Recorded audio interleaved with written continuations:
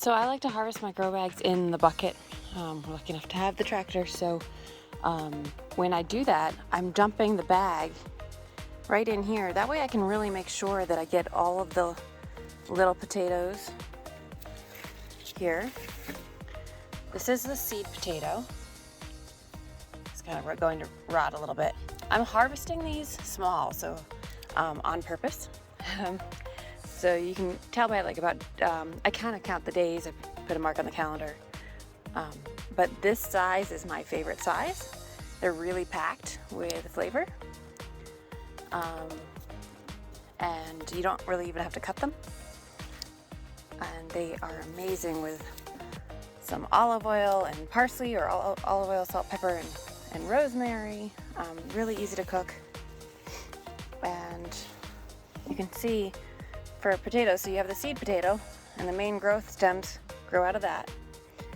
There's no roots that grow out of that main seed potato. So once the stems start, then roots form off of the stem. And then these little veins, I don't know what they're actually called, these veins grow off the stems to their lifeline to do the fruit. So a lot of people don't know how potatoes grow. That is it. In theory, if I put this back into a bag and filled it back up, it would continue to grow all these little tiny nodes, and potentially more. The green is not completely dead, so there is possibility for that. The other thing I like to do is, if I'm going to reuse any of this soil or put it in my compost post, I don't want potatoes everywhere. And so where I put the dead potato plants is very different than where I put the soil. Even though most of this soil will get very spent from having the potatoes pull everything out of it, I tend to still put it into the bigger compost area. So I expected this one to be pretty small in harvest amounts.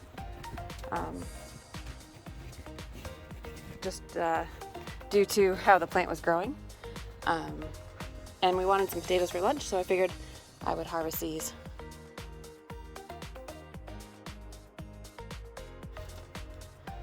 Oh, that's a decent sized one.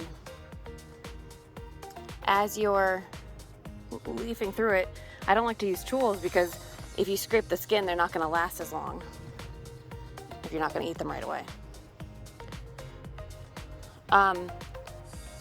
So the other thing I was going to show you was that you can steal potatoes on plants that are still growing.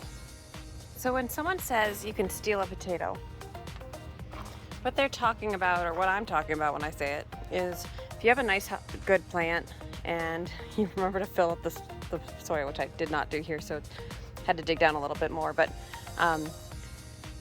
you can harvest the small potatoes I was just showing by digging next to the plant here and following the stem down and just gently removing some of the soil. And some of these, I'll try to show you here, some of these will be close to the top of where the soil was, and some of them, the bigger ones, will actually be down below. So depending on what size you want to steal, and by stealing, you're not harvesting the whole plant right now. So you can kind of see these guys. So you just can pop this off and then bury the whole plant up, and you can have a couple of the new potato size potatoes and not have to wait the full 90 plus days to get there.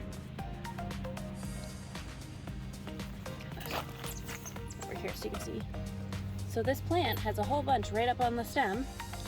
Sometimes they get pushed out further. Sometimes the veins will grow really far away. That's how you steal potatoes, and then you just cover it back up. And I'm going to add more soil to this plant, to the grow bag, but you cover back up and you keep watering, and your plant is absolutely fine. And then you have, in theory, you can grab more than just 3, but I don't need them. You can grab enough potatoes for a meal at that time. So that's how I steal potatoes. Nothing really to it. You just have to be gentle when you're digging in there.